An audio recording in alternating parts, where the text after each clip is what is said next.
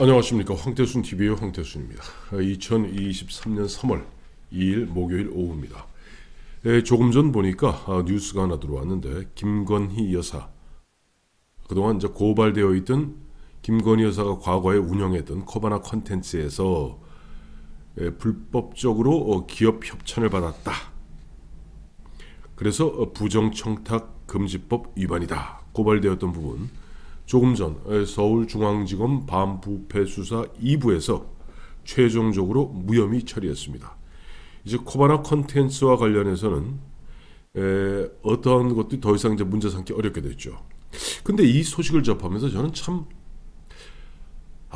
참 모든 게 참 몰상식의 극치로구나 하는 생각을 하게 돼요.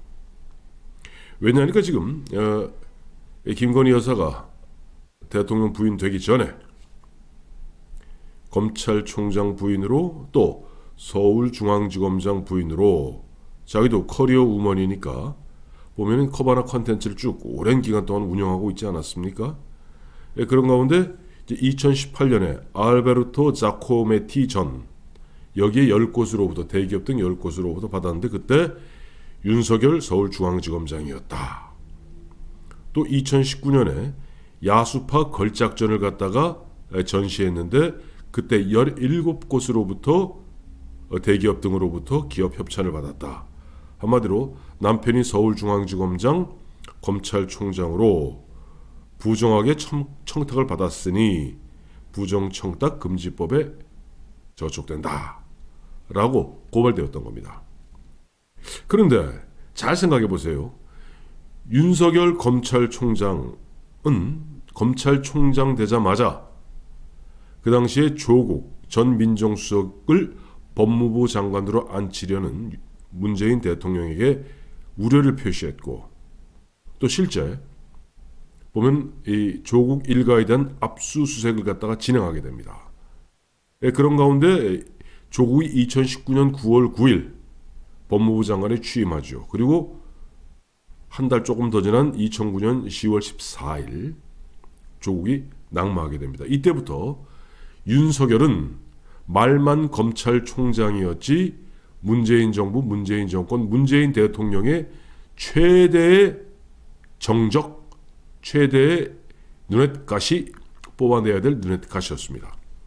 그리고 조국 장관이 퇴임한 이후에 김오수 차관이 장관 직무대행을 하게 됩니다. 그리고 추미애가 2020년 1월 2일 장관에 임명되어서 취임해서 2021년 1월 27일까지 장관을 하게 되고, 2021년 1월 28일부터 다음 해인 2022년 지난해 5월 9일까지 장관을 하게 됩니다. 잘 기억해 보세요. 그 당시에 추미애, 박범계 툭 하면은 수사지휘권 발동하고, 또 검찰 인사는 모두 법무부 장관이 한다 해서 한마디로 완벽하게 고립시켰습니다. 서울중앙지검장을 비롯해서 검찰의 모든 요직에 이른바 친문검사로 도배했습니다.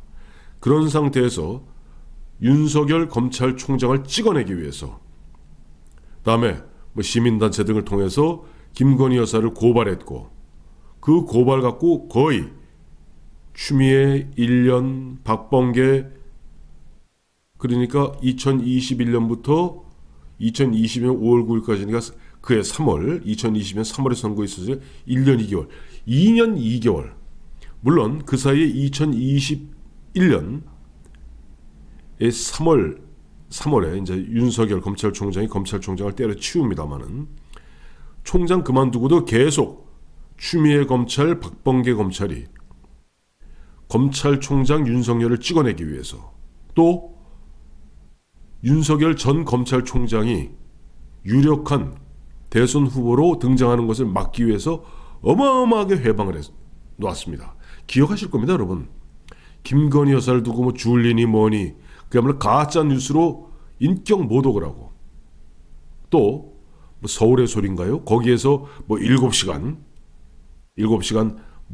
누님 해가면서 전화 주고받은 거 폭로하고, 그야말로 온갖 공작과 그다음에 검찰권을 갖다가 남용, 악용한 윤석열 죽이기에 이 추미애 때부터, 추미애 때 2020년 1월 2일부터 작년 3월 9일 대선 직전까지 거의 2년 넘게 문재인 검찰, 추미애 검찰, 박범계 검찰이 윤석열 대통령 후보, 윤석열 전 검찰총장, 또 그 부인인 김건희 여사, 자기들이 보았을 때 윤석열 후보, 윤석열 전 검찰총장은 큰 문제가 드러나는 게 없으니까 약한 고리로 김건희 여사를 잡았던 겁니다.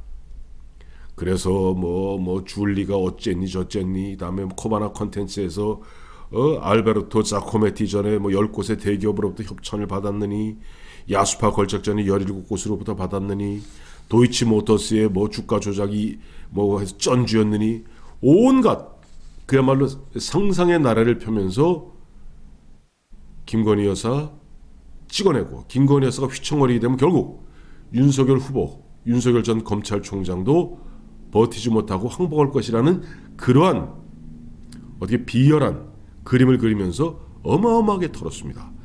아마 제가 저도 정치판에 35년 있었습니다만은, 과거 안기부가 눈 시퍼렇게 뜨고 있을 그 당시, 중앙정보부가 눈 시퍼렇게 뜨고 있을 그 당시보다 더 가열차게 김건희 여사를 갖다가 마구 털었던 겁니다.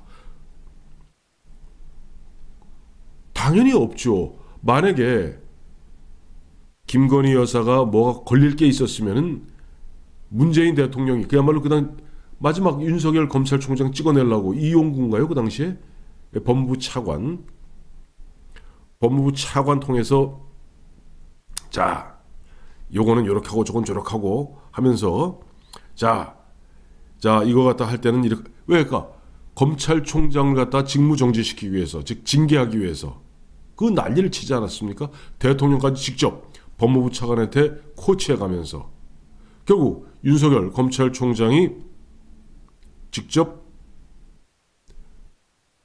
추미애 법무장관이 아니라 문재인 대통령을 갖다가 상대로 가처분 신청을 내서 이겼죠.